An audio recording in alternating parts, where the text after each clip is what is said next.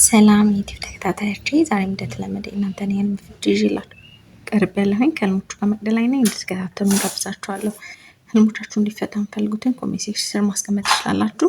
ለዚህ ቤት አዲስ የሆናችሁ ሰብስክራይብ በማድረግ ቤተሰብ ሆኖ ላይክ፣ ሼር ማድረግ እንዳረሱ፣ የደወል ምልክቷን መጫን እንዳረሱ፣ አዳዲስ ሲወጣ እንዲደርሳችሁ ማለት ነው። ቪዲዮ ስትጀምሩ ላይክ አድርጋችሁ ጀምሩ። አሁን ወደ እናንተ ህልም ፍቺ ወስዳችኋለሁ። ኤቢጂ መቅዲ አፈታትሽ በጣም ነው ደስ የሚለው። እናመሰግናለን።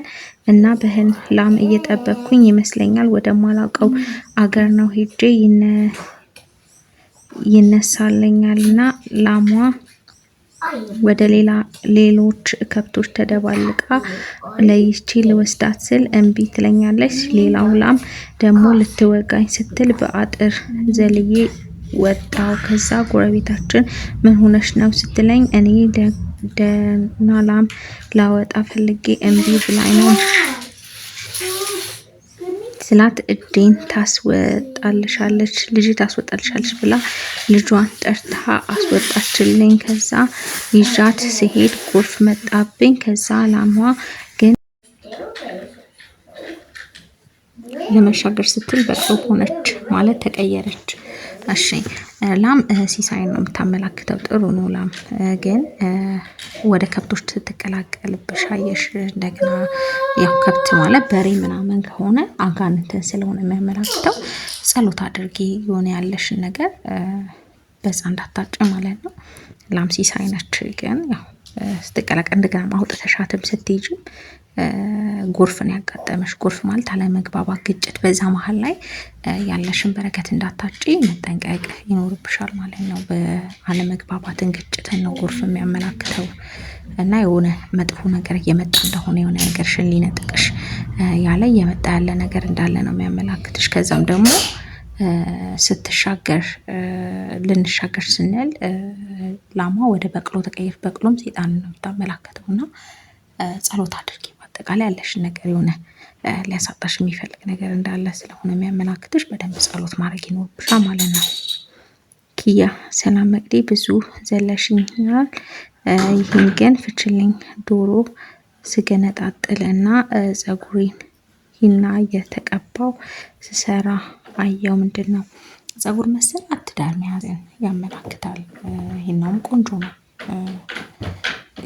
ጸጉር መሰራት ነው። ትዳርሽ ከሆንሽ ደግሞ ባልሽ እንደሚፈልግ እንደሚሆንልሽ የሚያመላክትሽ ነው። ዶሮም ቆንጆ ነው። ሲሳይ ነው። ቆንጆ ነው። ኪዲ ሰላም ባለቤቴ ነው ህልሙን ያየው ደግሞ ቀን መኪና ውስጥ ተኝቶ ነው እና በጣም ትንፋሽ አጥሮት በጣም እያጣጣረ ያለ መስኮት ከፍቶ ሲተነፍስ ከእንቅልፉ ነቃ። የሆነ ያስጨነቀው ነገር አለ ውስጡ እያብሰለሰለ ያለ የሚያስጨንቀው ነገር አለ። ግን ከዛ ነገር ደግሞ እንደሚገላገል ነው ያስጨነቀው። ከዛ ነገር እረፍት እንደሚያገኝ የሚያመላክት። ሀዳስ ሰላም መቅዲ ህልም ነበረኝ። እጅ ላይ የብር ብራስሌት አድርጎ ማየት ምንድን ነው? ሴት ልጅ ነው የሚያመላክትሽ። ሴት ልጅ መውለድን ያመላክታል። ሀፒ ሰላም እንዴት አንዲት ሴት ልታስረኝ ስትል አስፈራርቻት ከእስር ቤቱ አመለጥኩኝ እና ሙሉ በጠርሙስ ያለ 40,000 ጸጉር ቅባዥ ነው የምሮጠው። ስለምትፈችልኝ አመሰግናለሁ መቅዲ። እሺ መታሰር ያው በኃጢአት መታሰር ነበር። ግን ማምለጥሽ በጣም ቆንጆ ነው። ያው ከኃጢአት መሻሽል ነው። ስለዚህ በጣም ጥሩ ነው።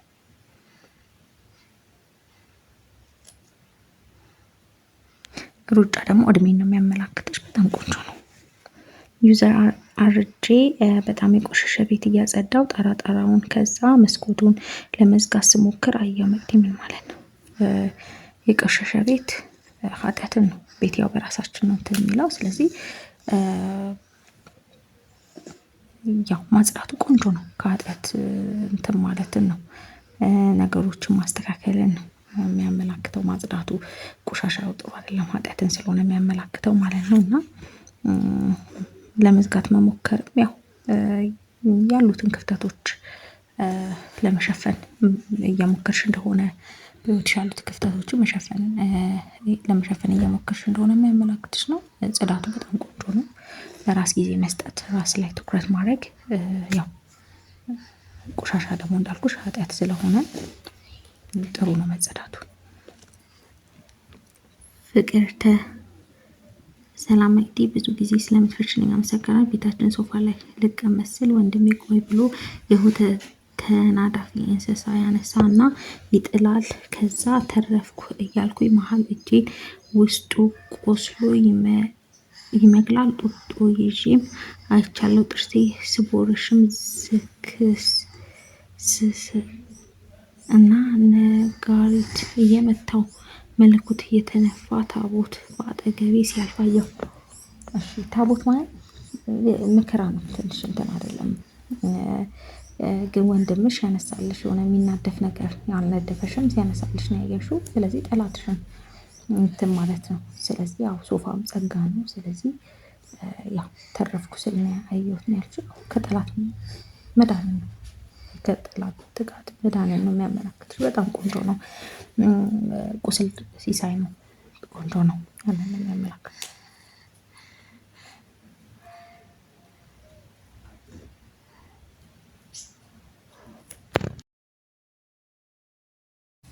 እንደተመቻችሁ ተስፋ አደርጋለሁ። ለዚህ ቤት አዲስ የሆናችሁ ሰብስክራይብ በማድረግ ቤተሰብ ሁኑ። ላይክ ሼር ማድረግ እንዳረሱ፣ የደወል ምልክቷን መጫን እንዳረሱ፣ አዳዲስ ሲወጣ እንዲደርሳችሁ ማለት ነው። ቪዲዮን ሲጀምሩ ላይክ አድርጋችሁ ጀምሩ። 3 ቪዲዮ አይታችሁ ደግሞ አልተፈታም ካላችሁኝ ስር ህልሙን ደግማችሁ አስቀምጡልኝ። ያው የምታስቀምጡ ደግሞ መጨረሻ የምለቀው ቪዲዮ ላይ መሆን አለበት ማለት ነው። ያው ወደኋላ ካስቀምጣችሁልኝ ለዛ ነው የሚዘገይባችሁ እንጂ መጨረሻ የምለቀው ቪዲዮ ላይ ካስቀምጣችሁልኝ ቶሎ ይፈታል ማለት ነው። ለዛሬ ይሄን ይመስላል። ስለተከታተላችሁ ከልብ አመሰግናለሁ። በሌላ ልምዶች እስከምንገናኝ መልካም ጊዜ